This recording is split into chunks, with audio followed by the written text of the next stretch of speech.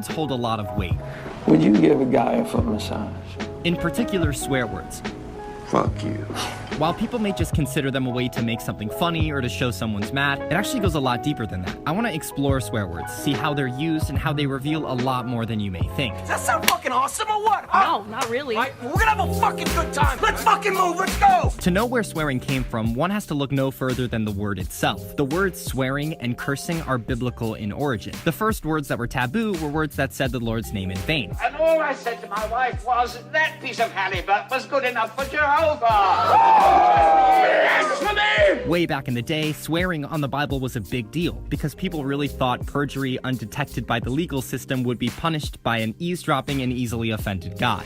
Do you swear to tell the truth, the whole truth, and nothing but the truth to help you God? Yeah. Similarly, a curse on someone was not only serious but also deadly. Nowadays, our society has lessened the power of those vulgarities and focused more on the taboos of sex and bodily functions. She looked me in the eyes and said, Seth, Mom is making a puby salad and I need some Seth's own dressing. But I think it's a common misconception to think we've become completely desensitized from swear words in the 21st century. Sure, plenty of movies swear like crazy, but swear words still hold that element of taboo. To prove my point, my God, I haven't been fucked like that since grade school. Would this line have had the same effect if it was, I haven't made love this intensely? People may associate swearing with somebody who's out of control, swearing in rage. But what's interesting in cinema is that it can often be the opposite. The person who swears is the one that's actually in control of the scene. Jerry Lundegaard in Fargo is constantly sworn at by people he hires. Or your fucking wife, you know. Or your fucking wife, Jerry. Strangers. You're a bald-faced liar. Fucking liar. And his own son. Look, Dad, there's no fucking way that I'm Scottish. Let's watch that language there. And when he gets pushed too far, he finally curses back, but it's hilariously lame. You're darn tootin'. So damn important to you. He's an extremely weak character who constantly gets pushed around, and the swear words reveal how everyone in his life can talk down to him and control him. The one who's swearing is the one dominating the scene. I don't remember asking you a goddamn thing.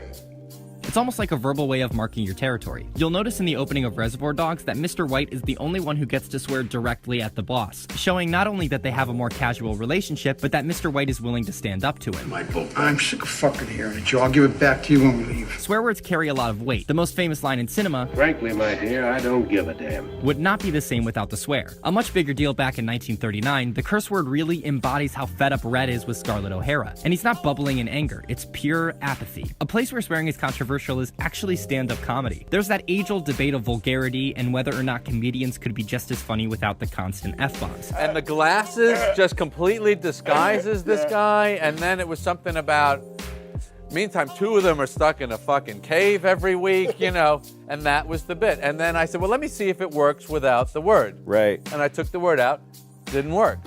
And that's what bothered me. And why do comedians swear? But it's not about the swear word there. It's about you getting about the worked. rhythm. No, it's about you getting worked up. Yeah, it's about right. This guy he means this. He's so annoyed. Right. The fucking cave. You're right. That's funny. That's contempt You're for right. the cave they're You're living right. in. Take, for example, this swear word that's always bothered me in the Titanic. He's got the iceberg warning in his fucking hand. Excuse me, his hand.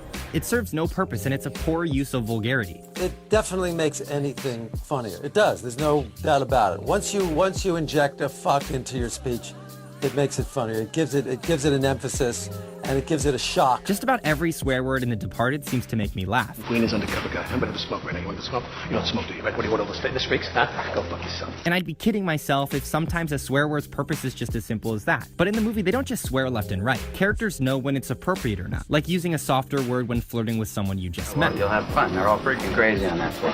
But once you've got her interest, then you can go in for the swear. When's the last time you checked? Before I went to fucking Suffolk. In This Is 40, Melissa McCarthy essentially cameos as the character that swears nonstop. And it's just dumb. Don't get me wrong, I love a good improvised moment, and swear words can be really funny. But this scene makes no sense in its context. Jill, you're a horrible fucking woman. This is why everybody hates you, Jill. This kind of shit. I mean, they're in a principal's office and they just met and she's gonna talk like this? It's not realistic, and frankly, it's boring. None of this talk is productive. But how about this? Let's try something a little more complex. What does this swear word accomplish? Now then, tell me, what did Miggs say to you? Multiple Miggs in the next cell. He hissed at you. What did he say? He said, I can smell your cunt. I see. This use of swearing has many layers to it. At first, it seems like a way to make Clarice uncomfortable. Hannibal obviously heard what Mig said, and he just wants her to have to say it so she's embarrassed. But with every insult and humiliating comment he spits at her, she stays strong, continuing to act polite and sincere. You see a lot, Doctor? I think it's partly Hannibal's admiration for her strength and a sense of pity that causes him to help her at the end of the scene. There's a certain duality to swear words. On one hand, they're funny, but on the other hand, they're deadly. Nothing captures this idea more than movies like Full Metal Jacket and Whiplash, where authority figures yell verbal abuse that's funny, but also deeply manipulative and cruel. What have we got here? A fucking comedian, private joker. I admire your honesty. Hell, I like you. You can come over to my house and fuck my sister. I know that's a lot of ways to use swear words, but what ties them all together is that a swear word always reveals something. It reveals control, a relationship, or even some manipulation. There's that saying, sticks and stones may break my bones, but words may never hurt me. After watching this video, do you still think that's true? Maybe. Maybe not. Maybe fuck yourself. Here it is, a groove slightly transformed. Just a bit of a break from the norm. Just a little something to break the monotony of all that